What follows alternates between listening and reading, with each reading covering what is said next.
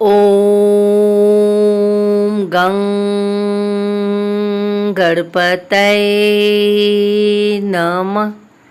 आइए सुनते हैं आज अहोई अष्टमी पर भगवान गणेश की यह कहानी। यह एक गणेश जी की कथा है जो बहुत प्रचलित है। हमेशा व्रत उपवास के समय कहीं सुनी जाती है। विनायक कथा के रूप में इसे ज़्यादा जाना जाता है। एक बार गणेश जी ने पृथ्वी के मनुष्यों की परीक्षा लेने का विचार किया। वे अपना रूप बदलकर पृथ्वी पर भ्रमण करने लगे। उन्होंने एक बालक का रूप बना लिया। एक हाथ में एक चम्मच में दूध ले लिया और दूसरे हाथ में एक चुटकी चावल ले लिए और गली गली घूमने लगे। साथ ही साथ आवाज लगाते चल रहे थे, कोई मेरे लिए खीर बना दे, कोई मेरे लिए खीर बना दे। कोई भी उन पर ध्यान नहीं दे रहा था, बल्कि लोग उन पर हंस रहे थे। वे लगातार एक गांव के बाद दूसरे गांव इसी तरह चक्कर लगाते हुए पुकारते रहे, पर कोई खीर बनाने के लिए तैयार नहीं हुआ। सुबह से शाम हो गई। गणेश जी लगातार घूमते रहे। एक बुढ़िया थी, शाम के वक्त अपनी झोपड़ी के बाहर बैठी हुई थी। तभी गणेश जी वहां से पुकारते हुए निकले कि कोई मेरी खीर बना दो, कोई मेरी खीर बना दो। बुढ़िया बहुत कोमल हृदय वाली स्त्री थी। उसने कहा, बेटा मैं तेरी खीर बना देती हूँ। गणेश जी ने कहा, माई अपने घर में से दूध और चावल लेने के लिए बर्तन ले आओ। बुढ़िया एक कटोरी लेकर जब झोपड़ी के बाहर आई तो गणेश जी ने कहा, अपने घर का सबसे बड़ा बर्तन लेकर आओ। बुढ़िया को थोड़ी झुंझलाहट हुई, पर उसने कहा, चलो बच्चे का मन रख लेती हूँ।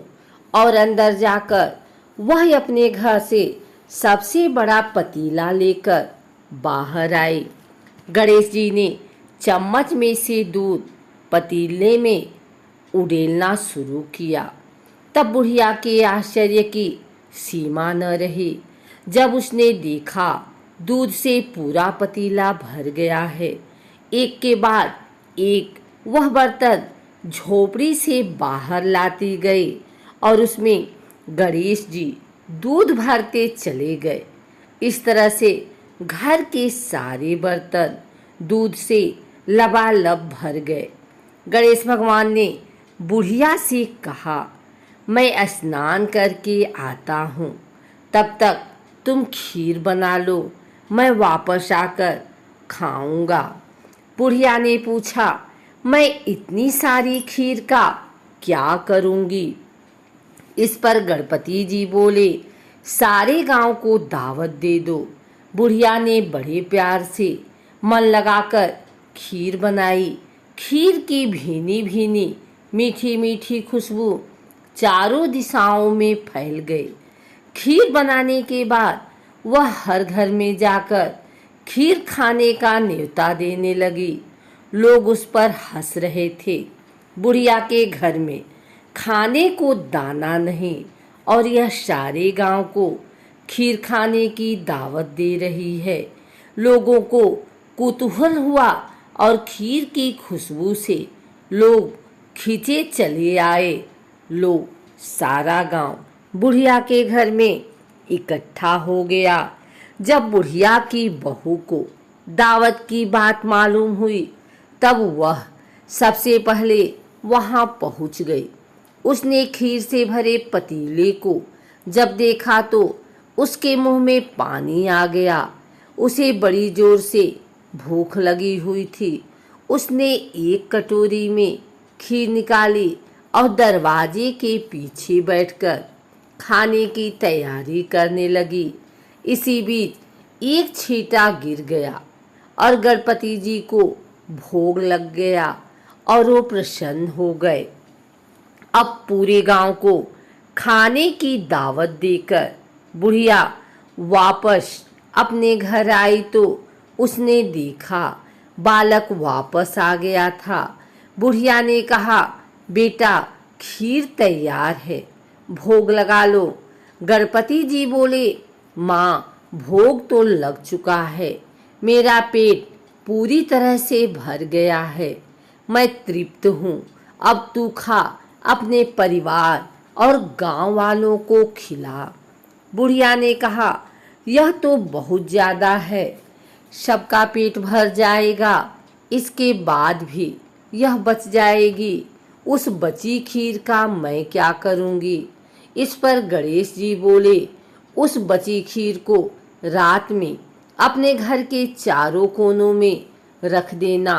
और बुढ़िया ने ऐसा ही किया। जब सारा गांव जी भरकर खा चुका तब भी ढेर सारी खीर बच गई।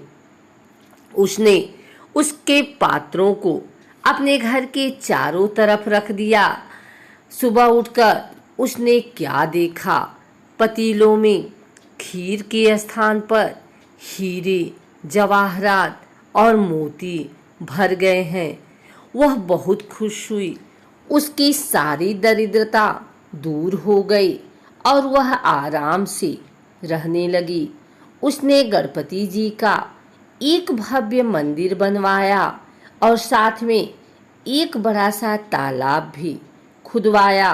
इस तरह उसका नाम दूर दूर तक प्रसिद्ध हो गया। उस जगह वार्षिक मेले लगने लगे। लोग गणेश जी की कृपा प्राप्त करने के लिए उस स्थान पर पूजा करने और मान्यताएं मानने के लिए आने लगे। गणेश जी सबकी मनोकामनाएं पूरी करने लगे।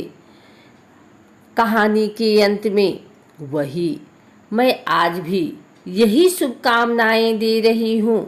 कहते को सुनते को, हुंकारे भरते को, जैसी कृपा गणेश भगवान ने बुढ़िया पर की वैसी कृपा हम सब पर करना, हम सब पर करना।